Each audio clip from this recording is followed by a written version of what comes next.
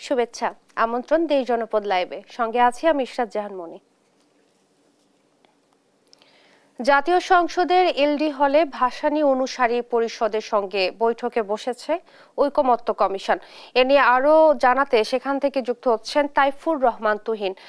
তুহিন, আপনার কাছে জানতে চাইবো কারা অংশ নিয়েছেন বৈঠকে এবং আজ কোন বিষয়গুলো নিয়ে আলোচনা হচ্ছে, জানাবেন। জি, আপনাকে ধন্যবাদ। আপনি জানেন যে আসলে জাতীয় ঐকমত্য কমিশন কিন্তু ধারাবাহিকভাবেই কিন্তু রাজনৈতিক দলগুলোর সাথে কিন্তু আলোচনা করছেন। তারই ধারাবাহিকতা আজকে ২৬তম দল হিসেবে মাওলানা ভাসানী অনুসারী পরিষদের যে সংগঠনটি রয়েছেন তারা কিন্তু এখানে এসেছেন। কিছুক্ষণ আগে তারা কিন্তু সেখানে এই দলটির সাধারণ আহ্বায়ক রফিকুল ইসলাম বাবলুর নেতৃত্বে ১৫ সদস্যের একটি দল কিন্তু এসেছেন কিছুক্ষণ আগে।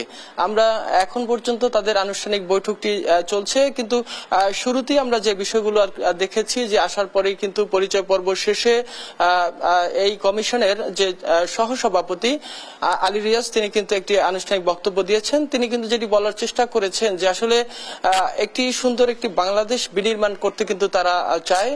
তারা কিন্তু যেটি বলছেন যে যেহেতু প্রতি বছর অর্থাৎ বাংলাদেশে একটি সুন্দর একটি বাংলাদেশ বিনির্মাণ করার জন্য এবং বাংলাদেশ সংকটগুলো নিরসনের জন্য কিন্তু দেখা গেছে যে সাধারণ মানুষদেরকে রাস্তায় নেমে আসতে হয়। বলছেন যে আসলে যে ফেসিবাদ বাংলাদেশে বারবার মাথাচাড়া দিয়ে উঠে, সেই ফেসিবাদ দেশ থেকে আসলে নির্মূল করার জন্যই কিন্তু তাদের এই প্রয়াস। বলছেন যে যেভাবে ২৪শে তরুণ প্রজন্ম রাস্তায় নেমে তাদের যে রক্ত দিতে হয়েছে, সেই রক্ত যাতে আর ভবিষ্যতে দিতে না হয় সে লক্ষ্যে কিন্তু আসলে একটি জাতীয় সনদ তৈরি করার কিন্তু কথা তারা বলছেন। তো এখন পর্যন্ত কিন্তু আসলে আমরা এই যে জাতীয় সংসদ ভবনের এলডি হলে সেখানে বৈঠক চলছে। আমরা দেখেছি যে এখানে যে যারা এসেছেন অর্থাৎ তাদের মধ্য থেকে আমরা বাবলু যিনি রফিকুল ইসলাম বাবলু তিনি আমাদেরকে যেটি জানিয়েছেন, তিনি বলছেন যে তারা চান একটি গণতান্ত্রিক রাষ্ট্র বিনির্মাণের জন্য কিন্তু তাদেরকে তারা কাজ করতে চান এবং বলছেন যে তারা জাতীয় ঐকমত্য কমিশনকে সর্বোত্তক সহযোগিতা তারা করবেন। এবং আপনি জানেন যে সরকারের পক্ষ থেকে প্রায় 5টি সংস্কার কমিশনের যে প্রস্তাবনাগুলো দেয়া হয়েছিল 166টি প্রস্তাবনা, সেখান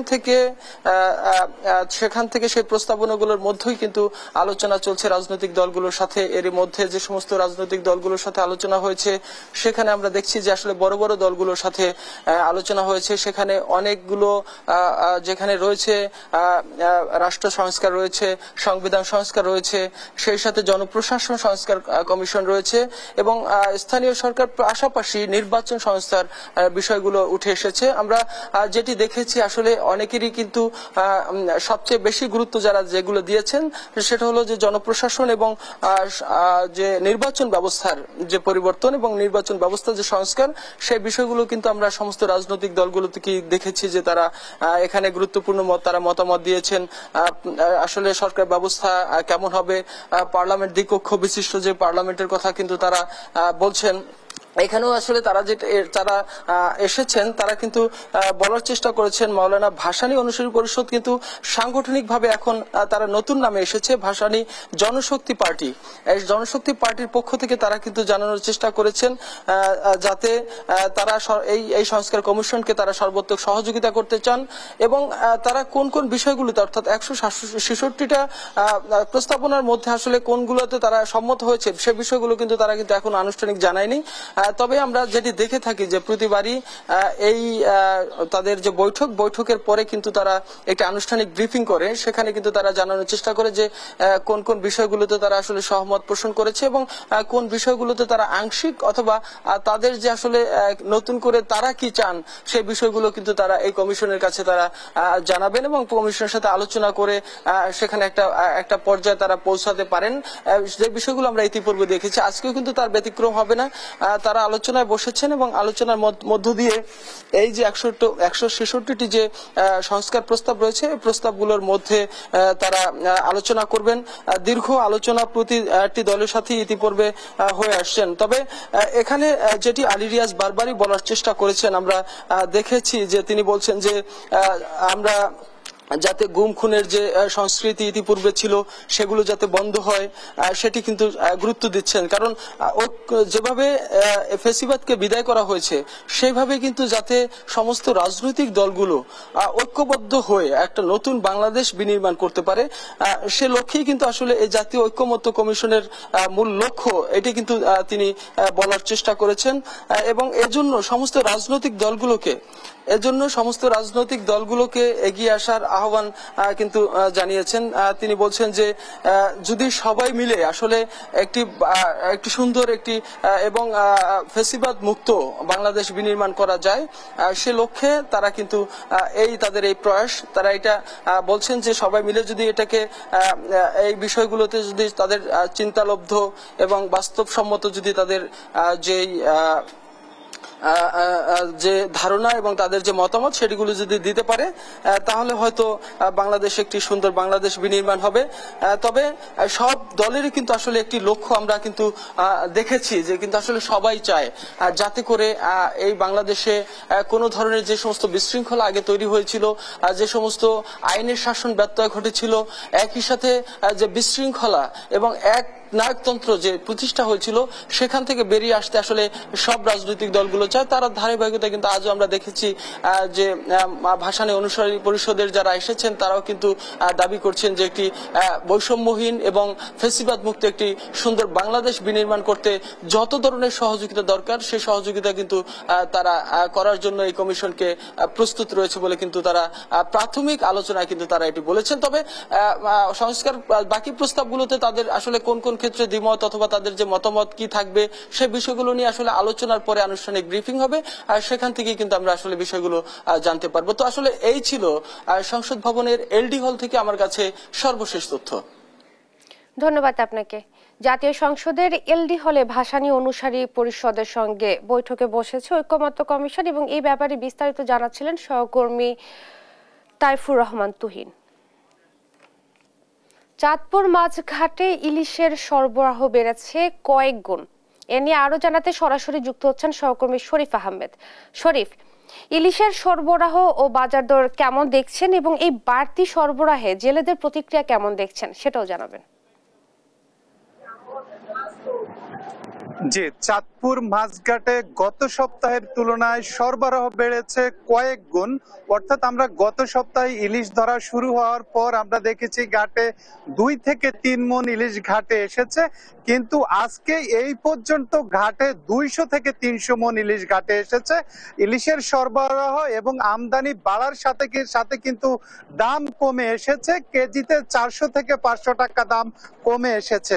সকাল থেকে কিন্তু ফিশিং বোর্ড এবং জেলে নৌকা ভর্তি কিন্তু মাছ ঘাটে আসছে এবং বিভিন্ন জায়গা থেকে পিকআপ এবং ট্রাকে করে কিন্তু ঘাটে মাছ আসছে এবং পুরো ঘাট কিন্তু এখন ইলিশের সয়লাভ হয়ে গেছে। তো এখানে নিলাম ডেকে কিন্তু ইলিশগুলোকে বিক্রি হচ্ছে। আজকে 1 কেজি সাইজের যে ইলিশ সেটি বিক্রি হচ্ছে 2400 থেকে 2500 টাকা, আর 700 থেকে 800 গ্রামের যে ইলিশ সেটি বিক্রি হচ্ছে 2000 থেকে 2200 টাকা, আর 600 গ্রামের যে ইলিশ সেটি বিক্রি হচ্ছে 1200 থেকে 1300 টাকা। আর এখানে 2 ধরনের ইলিশ রয়েছে। একটি হচ্ছে চাঁদপুরের পদ্মা মেঘনা নদীর যে ইলিশ রয়েছে সেটির দাম কিন্তু স্থিতিশীল রয়েছে, অর্থাৎ সেটির দাম কিন্তু কমেনি। এখানে যে বিভিন্ন জায়গা থেকে অর্থাৎ নোয়াখালীর হাতিয়া থেকে মাছ এসেছে সেগুলোর দাম কিন্তু কেজিতে 400 থেকে 500 টাকা কমেছে। এখানে ক্রেতাদের সংখ্যা কিন্তু কম, অর্থাৎ পাইকারদের সংখ্যা কম, কেননা গত কয়েকদিন পর্যাপ্ত মাছ না আসায় কিন্তু অনেকেই আগ্রহ হারিয়েছেন। এখন আজকে কিন্তু প্রচুর মাছ ঘাটে এসেছে। তো আশা করা যাচ্ছে বেলা বাড়ার সাথে সাথে ক্রেতাদের উপস্থিতি বাড়বে এবং ক্রেতা বিক্রেতার উপস্থিতিতে কিন্তু আবারও সরগরম হয়ে উঠবে এই ঘাটটি। তো এখানে এই ঘাটকে ঘিরে প্রায় 400 থেকে 500 শ্রমিকের কর্মসংস্থানের ব্যবস্থা রয়েছে। তারা দীর্ঘ সময় বেকার ছিলেন, আবারও কিন্তু এই ঘাটে কর্মচাঞ্চল্য ফিরে এসেছে, কর্মব্যস্ততা বেড়েছে, শ্রমিকরা কিন্তু কাজ করে যাচ্ছেন। আমি এখানে ক্রেতাদের সাথে কথা বলেছি, তারা বলছেন ইলিশের সরবরাহ বাড়ায় কিন্তু দাম কমায় তাদের মধ্যে স্বস্তি এসেছে, তারা চাহিদা অনুযায়ী কিন্তু ইলিশ ক্রয় করতে পারবেন এবং তারা আশা করছেন আগামী দিনে যদি ইলিশের সরবরাহ আরো বাড়ে তাহলে তারা স্বাচ্ছন্দ্যে ক্রয় করতে পারবেন। আমি ব্যবসায়ীদের সাথে কথা বলেছি, আড়তদারদের সাথে, তাদের মাঝে কিন্তু উৎসাহ বিরাজ করছে, অর্থাৎ দীর্ঘ 2 মাস কিন্তু তারা অলস সময়ে কাটিয়েছেন, লোকসানের মুখে পড়েছেন এবং আড়তে মাছের আমদানি বাড়ায় কিন্তু তাদের মধ্যে উৎসাহ কাজ করছে এবং তারা আশা করছেন এভাবে যদি মাছের সরবরাহ থাকে তাহলে কিন্তু তারা বাকি বিগত দিনগুলোতে তারা যে লোকসানের মুখে পড়েছেন সেগুলো পুষিয়ে আনা সম্ভব হবে। আমি এখানকার যারা পদ্মা মেঘনার জেলে রয়েছে তাদের সাথেও কথা বলেছি, তারা বলছেন এই যে পদ্মা মেঘনা নদী সেখানে কিন্তু কাঙ্ক্ষিত ইলিশ এখনো মিলছে না। তারা বলছেন চাঁদপুরে যে মাছগুলো রয়েছে সেটি হচ্ছে হাতিয়া, ভোলা এবং বিভিন্ন এলাকা থেকে কিন্তু এই মাছগুলো এসেছে। তো তারা আশা করছেন যে তাদের জালেও কাঙ্ক্ষিত ইলিশ ধরা পড়বে। তো আজকে চাঁদপুর মাছঘাটে কিন্তু ইলিশের সরবরাহ বাড়ার সাথে সাথে কিন্তু দাম কমে এসেছে। এভাবে যদি ইলিশ ঘাটে আসে তাহলে আগামী দিনে দাম কিন্তু আরো অনেকাংশে কমে আসবে। তো এই ছিল চাঁদপুর মাছঘাট থেকে আমার কাছে সবশেষ। ধন্যবাদ আপনাকে। চাঁদপুরে ইলিশের সরবরাহ বেড়েছে কয়েক গুণ এবং দাম তুলনামূলক কম, এ ব্যাপারে বিস্তারিত বলছিলেন সহকর্মী শরীফ আহমেদ। মুন্সিগঞ্জে নাব্যতার সংকটে ঢাকা থেকে দক্ষিণবঙ্গগামী লঞ্চ ভিড়তে পারছে না মীরকাদিম নৌবন্দর লঞ্চ ঘাটে, এতে ভোগান্তিতে পড়ছেন নৌপথের যাত্রীরা। এ নিয়ে আরো জানাতে সরাসরি যুক্ত হচ্ছেন সহকর্মী সুমিত সরকার। সুমন, যাত্রীদের দুর্ভোগ লাঘবে কর্তৃপক্ষের পক্ষ থেকে কি কোনো বিকল্প ব্যবস্থা নেওয়া হয়েছে কিনা জানাবেন। যে ঈশাদ, আপনি আসলে যেমনটি বলছিলেন মুন্সিগঞ্জের মীরকাদিমের এই লঞ্চ ঘাটে কিন্তু এক সময় রাত দিন 24 ঘন্টায় মুখরিত থাকতো এই ঘাটে। এখন কিন্তু সেই চিত্র আসলে আমরা দেখতে পাচ্ছি না। এখানে সারাদিনে 3টি লঞ্চ শুধুমাত্র এখানে এই ঘাটে ভিড়ে, এতে করে কিন্তু যাত্রীরা তাদের অনেক ভোগান্তিতে পড়ে বলে আমাদের এখানকার যাত্রীরা জানিয়েছেন। তো আমি একজন যাত্রীর সাথে কথা বলবো। আপনি একটু জানাবেন এই লঞ্চ ঘাটটি আগে কেমন ছিল, এখন কি অবস্থায়? এই লঞ্চ ঘাটটি আগে খুব জনশূন্য ছিল এবং তখন সেখানে দৈনিক 30-40টা লঞ্চ যাতায়াত করত। এখন নাব্য সংকটের কারণে লঞ্চের সংখ্যা মাত্র 3টা, সকালবেলা 3টা লঞ্চ ছাড়ে। আর নাব্য সংকটের সাথে আরেকটা বড় সংকট আছে, সেটা হচ্ছে জিওগ্রাফিক্যাল প্রবলেম।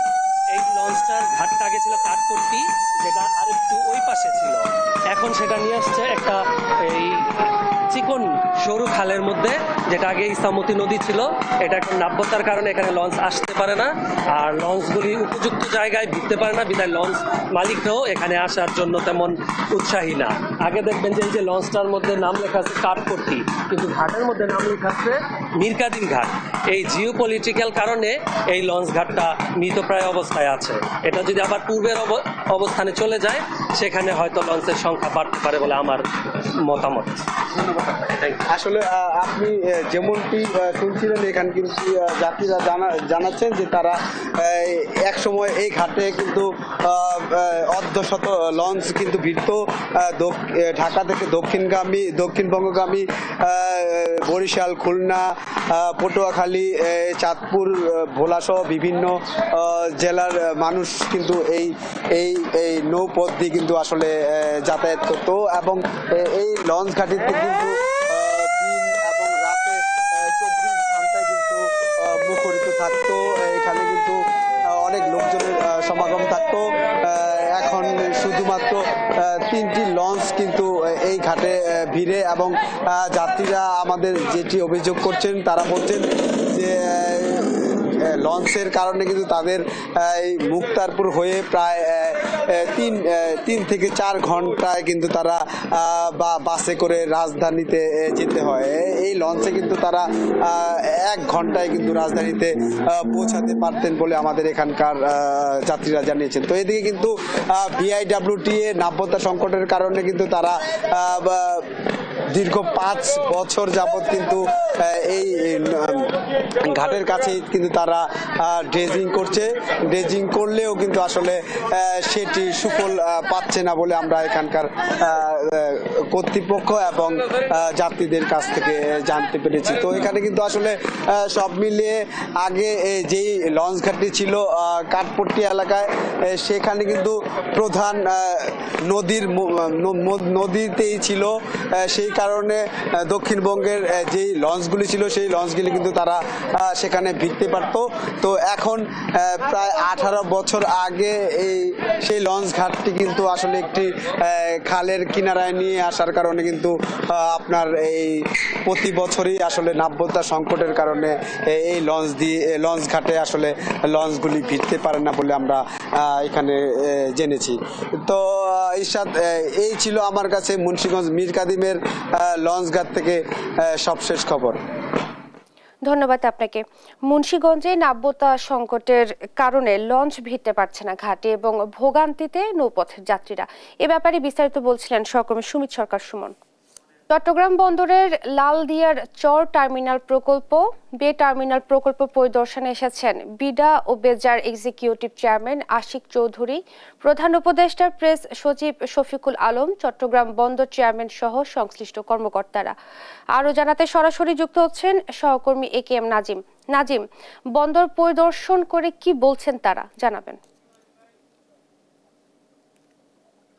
জি, ধন্যবাদ আপনাকে। যেমনটি বলছেন, দেশের ইতিহাসে সবচাইতে বড় বিদেশি বিনিয়োগ বন্দরে আসতে যাচ্ছে, কারণ আজ সকালে বিডার চেয়ারম্যান আশিক চৌধুরী এবং প্রধান উপদেষ্টার প্রেস সচিব শফিকুল আলম সহ আরো 2জন প্রেস সচিব কিন্তু চট্টগ্রাম বন্দরের লালদিয়ার চর এবং বিভিন্ন এলাকা পরিদর্শন করছেন। পরিদর্শনে তারা যেমনটি বলেছেন, চট্টগ্রাম বন্দরের বিভিন্ন অপারেটরকে দিয়ে যে পরিচালনা করার কথা যেটি বলছেন বিডার চেয়ারম্যান, তিনি যেমনটি বলছেন, বিশ্বের উন্নত দেশে বিভিন্ন দেশগুলোতে কিন্তু অনেকগুলো বন্দরের কিন্তু বিদেশি অপারেটররাই কিন্তু বন্দর কন্ট্রোলিং করে থাকেন। এক্ষেত্রে বাংলাদেশের চট্টগ্রাম যে বন্দর রয়েছে সেটি কিন্তু খুবই ব্যস্ততম এবং বন্দর, কারণ এই বন্দর বাংলাদেশের অর্থনীতির প্রাণচঞ্চল্য বলা যায়। সেই বন্দর কিন্তু বিদেশি যে অপারেটর গুলো যারা মনিটরিং করবেন তাদের পাশাপাশি বিদেশি বিনিয়োগ আসবে বলে বলেছেন বিডার চেয়ারম্যান। তিনি বলেছেন যে আসলে চট্টগ্রাম বন্দরে যে সক্ষমতা রয়েছে, যে সীমাবদ্ধতা রয়েছে, পাশাপাশি জায়গায় যেভাবে পর্যাপ্ত জায়গা রয়েছে সেগুলোর ক্ষেত্রে কিন্তু চট্টগ্রাম বন্দরে বিদেশি বিনিয়োগের পাশাপাশি বিদেশি যেসব অপারেটর রয়েছেন তারা যদি বন্দর পরিচালনা করেন তাহলে পুরো বাংলাদেশকে একটি অর্থনীতির যে প্রাণ চাঞ্চল্য সেটি ফিরে আসবে বলে বিডার চেয়ারম্যান বলেছেন।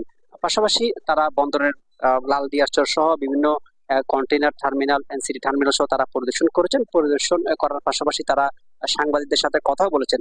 কথা বলার সময় বিডার চেয়ারম্যান যেমনটি বলেছেন, বিভিন্ন বড় বড় মতো দেশগুলোতে ভারত, পাকিস্তান, ভিয়েতনাম সহ বিভিন্ন দেশে যে বিদেশি যেসব অপারেটর রয়েছে তারা বিভিন্ন বন্দর কন্ট্রোলিং করে থাকেন। সেসব অপারেটর যদি চট্টগ্রাম বন্দর যদি এসব বিদেশি অপারেটররা যদি বন্দর কন্ট্রোলিং করেন তাহলে চট্টগ্রাম বন্দরের আসলে উন্নত উচ্চতায় পৌঁছাবে। পাশাপাশি যে লালদিয়ার চরে যদি কার্যক্রম শুরু হয় তাহলে এখানে লক্ষাধিক মানুষের কর্মসংস্থানের সুযোগ হবে এবং দেশের অর্থনীতিতে আসলে আমূল পরিবর্তন আসবে বলে বিডার চেয়ারম্যান মনে করছেন।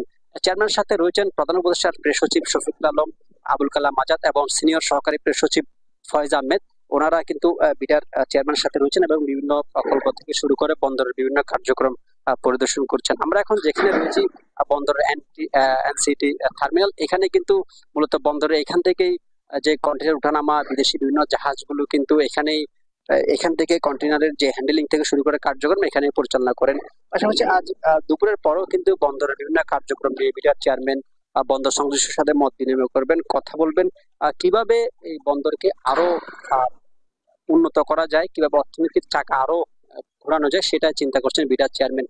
আরেকটি বিষয় হচ্ছে যে আজকে সারাদিন তারা বিভিন্ন কার্যক্রম পরিদর্শনের পাশাপাশি কিন্তু বিকেলে মূলত সারাদিনের যে কার্যক্রম সেই কার্যক্রম নিয়ে বিডার চেয়ারম্যান এবং প্রধান উপদেষ্টার প্রেস সচিব শফিকুল আলম কিন্তু মূলত একটি সংবাদ সম্মেলন করবে। সেই সংবাদ সম্মেলনে তাদের বিস্তারিত তুলে ধরা হবে বলে আমাদেরকে জানিয়েছেন।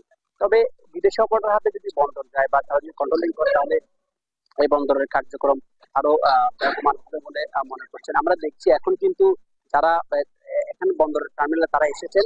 তো এই ছিল আমার কাছে সর্বশেষ। ধন্যবাদ আপনাকে। চট্টগ্রাম বন্দরের লালদিয়ার চর টার্মিনাল প্রকল্প বে টার্মিনাল প্রকল্প পরিদর্শনে এসেছেন বিডা ও বেজের এক্সিকিউটিভ চেয়ারম্যান এবং চট্টগ্রাম বন্দর চেয়ারম্যান সহ সংশ্লিষ্ট কর্মকর্তারা। এই ব্যাপারে বিস্তারিত জানাচ্ছিলেন সহকর্মী AK-M নাজিম। সাভারের ব্যস্ত মহাসড়কে গড়ে উঠেছে ময়লার ভাগাড়। দীর্ঘদিন ধরে জমে থাকা আবর্জনার কারণে দুর্গন্ধ ও নোংরা পরিবেশে চরম ভোগান্তিতে পড়েছেন পথচারী ও স্থানীয় বাসিন্দারা। এ নিয়ে আরও জানাতে সরাসরি যুক্ত হচ্ছেন সহকর্মী দেওয়ান ইমন। ইমন, পরিস্থিতি নিরসনে কর্তৃপক্ষের পক্ষ থেকে কি কোনো উদ্যোগ বা প্রতিক্রিয়া দেখা গিয়েছে কিনা জানাবেন।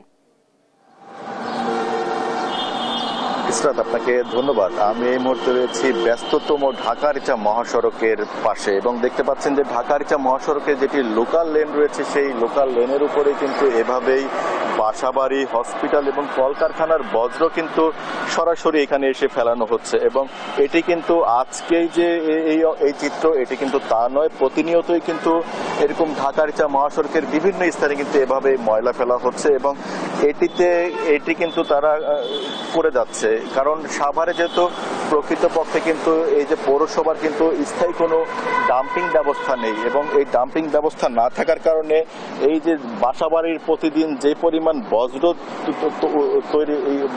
যে পরিমাণ বাসাবাড়ি থেকে বেরোচ্ছে সেই বজ্র, কলকারখানার বজ্র এবং এই যে ক্লিনিক হাসপাতালে যে সমস্ত বজ্র, এগুলো কিন্তু নির্দিষ্ট কোনো স্থান না থাকার কারণে কিন্তু যত্রতত্রভাবে এগুলোকে ফেলা হচ্ছে এবং এতে করে প্রতিনিয়ত কিন্তু দুর্ভোগের শিকার হচ্ছেন যারা এই সড়কটি ব্যবহার করছেন, তারা পাশাপাশি স্থানীয় যারা রয়েছেন। এটি কিন্তু প্রকট দুর্গন্ধ এখান থেকে ছড়াচ্ছে। আশপাশে যারা বসবাসকারী রয়েছেন তারা কিন্তু চরম দুর্ভোগ পাচ্ছেন। কিছুক্ষণ আগে আমরা পথচারীদের সাথে কথা বলছিলাম, তারা যেটি বলছেন যে এই সড়ক দিয়ে যখন এটি যেহেতু বাজার বাস স্ট্যান্ড, এখানে কাঁচা বাজার রয়েছে, এখানে যেহেতু যাত্রী পরিবহনের জন্য পরিবহনগুলো দাঁড়াচ্ছে, সেই সময় কিন্তু এইখানকার এই পরিবহন সেবা বা বাজারে যারা আসছেন তারা কিন্তু এই দুর্গন্ধ কিন্তু তারা প্রতিনিয়ত পোহাচ্ছেন এবং এটি যেহেতু ঢাকা-আরিচা মহাসড়ক, এই মহাসড়ক দিয়ে প্রতিনিয়ত যেই লাখ লাখ মানুষের যাতায়াত, তারাও কিন্তু এই দুর্ভোগের কিন্তু শিকার হচ্ছেন। আমরা এই বিষয়ে উপজেলা প্রশাসনের সাথে কথা বলেছিলাম, যিনি এখন দায়িত্ব রয়েছেন পৌর কর্তৃপক্ষেরও। তার সাথে তিনি আমাদেরকে যেমনটি জানিয়েছেন যে এই যে সড়কের পাশে যেই পরিমাণ ময়লা আবর্জনা ফেলছে এটির বিরুদ্ধে কিন্তু তারা ব্যবস্থা নিয়েছেন এবং এখানে যে পরিমাণ ময়লা আগে ফেলা হতো সেটির বিরুদ্ধে কিন্তু তারা ব্যবস্থা নিয়েছিলেন। এখানে ময়লা ফেলানোর জন্য কিন্তু নির্দেশনা টাঙিয়ে দিয়েছেন যেন কোনোভাবে এখানে ময়লা যেন না ফেলানো হয় এবং শুধু এখানেই নয়, ঢাকার যে মহাসড়কের যেই কয়টি স্পটে ময়লা ফেলা হতো সেই স্থানগুলোতে কিন্তু তারা নির্দেশনা টাঙিয়ে দিয়েছিলেন। তবে সেই নির্দেশনা কিন্তু উপজেলা প্রশাসনের পৌর কর্তৃপক্ষের সেই নির্দেশনা অমান্য করেই কিন্তু এই ময়লাগুলো প্রতিনিয়ত সড়কের পাশে ফেলা হচ্ছে। তবে ইউনো যেটি বলছেন, যে দায়িত্বপ্রাপ্ত কর্মকর্তা সাভারের উপজেলার ইউনো যেটি বলছেন যে শুধুমাত্র এই তাদের বিরুদ্ধে ব্যবস্থা নিয়ে বা এটি কঠোর কোনো আইন প্রয়োগ করে এটি সমাধান সম্ভব নয়। এর বিরুদ্ধে জনসচেতনতা বৃদ্ধি করতে হবে এবং নিজেরাই যদি সচেতন না হয় তাহলে কিন্তু সড়কের পাশে এই ময়লা বা এই যত্রতত্র এই ময়লা ফেলা কিন্তু কোনোভাবেই বন্ধ করা যাবে না। ইসরাত, ধন্যবাদ আপনাকে।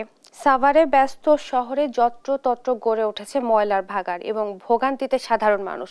এ ব্যাপারে বিস্তারিত জানাচ্ছিলেন সহকর্মী দেওয়ান ইমন।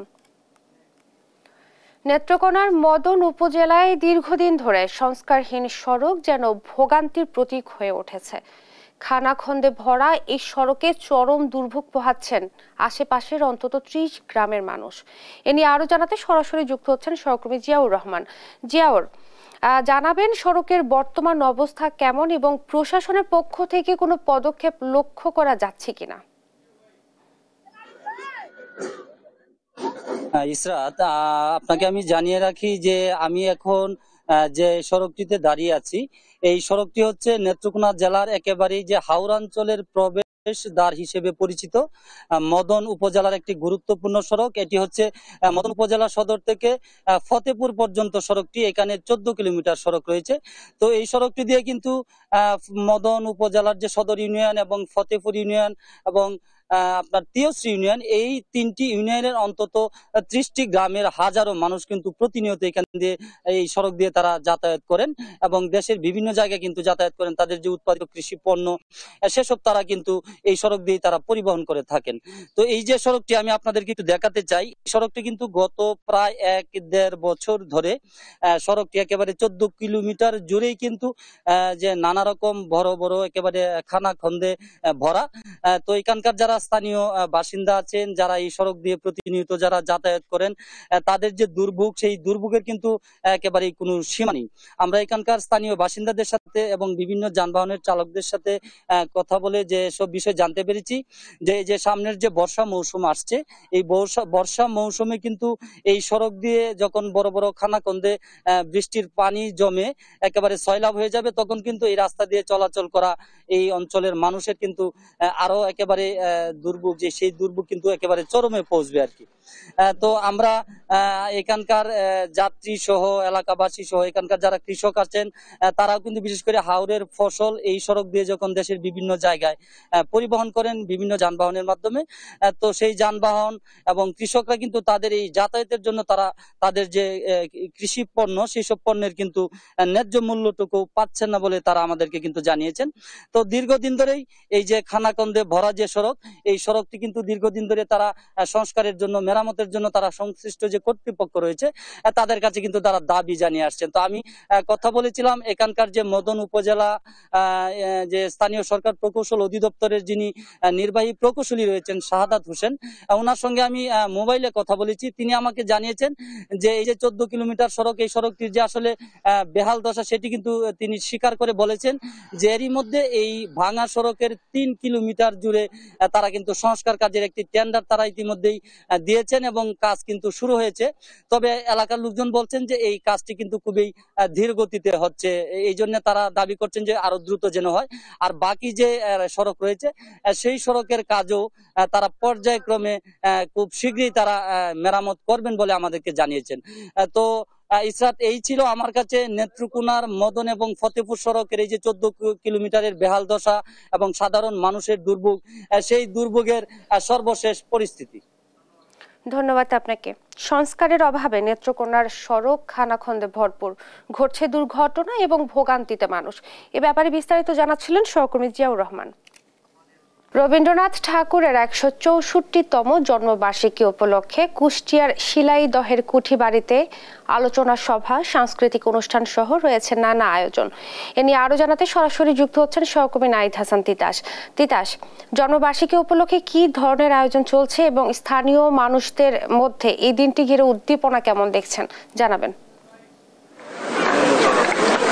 ইশরাত, আজ 25শে বৈশাখ বিশ্বকবি রবীন্দ্রনাথ ঠাকুরের 164তম জন্মবার্ষিকী উপলক্ষে শিলাদার কুঠিবাড়িতে কিন্তু নানা আয়োজন করা হয়েছে। আমি রয়েছি রবীন্দ্রনাথ ঠাকুরের স্মৃতিবিজড়িত সেই শিলাদার কুঠিবাড়িতে। এখানে সাংস্কৃতিক মন্ত্রণালয়ের আয়োজনে 3 দিন ব্যাপী গ্রামীণ মেলা, আলোচনা সভা, সাংস্কৃতিক অনুষ্ঠানের আয়োজন করা হয়েছে। অর্থাৎ আজকে সকাল 10টার সময় সাংস্কৃতিক মন্ত্রণালয়ের বিষয়ক মন্ত্রণালয়ের উপদেষ্টা মোস্তফা সরোয়ার ফারুকী এই অনুষ্ঠানের উদ্বোধন করেছেন। এখন আলোচনা চলছে, কিছুক্ষণের মধ্যেই সাংস্কৃতিক অনুষ্ঠান শুরু হবে। এবং এছাড়াও এই যে কুঠিবাড়ির যে বাইরে, এর বাইরে কিন্তু 3 দিন ব্যাপী গ্রামীণ মেলা বসেছে। সেখানে রবি ঠাকুরের যে স্মৃতি বিজড়িত যে জিনিসগুলা, যে ঐতিহ্য, সেগুলো কিন্তু তুলে ধরা হয়েছে এই মেলার মাধ্যমে। আমি রয়েছি শিলাদার কুঠিবাড়িতে, রবীন্দ্রনাথের যে স্মৃতি বিজড়িত কুঠিবাড়ি।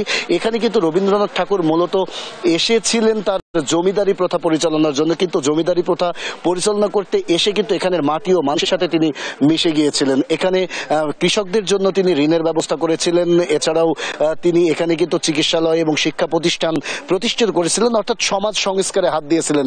এই কুঠিবাড়িতে হিন্দু মুসলমানকে তিনি এক কাতারিয়ে বসিয়েছিলেন, সাম্প্রদায়িকের ঊর্ধ্বে উঠে কিন্তু একটি মেরুবন্ধনের সৃষ্টি করেছিলেন।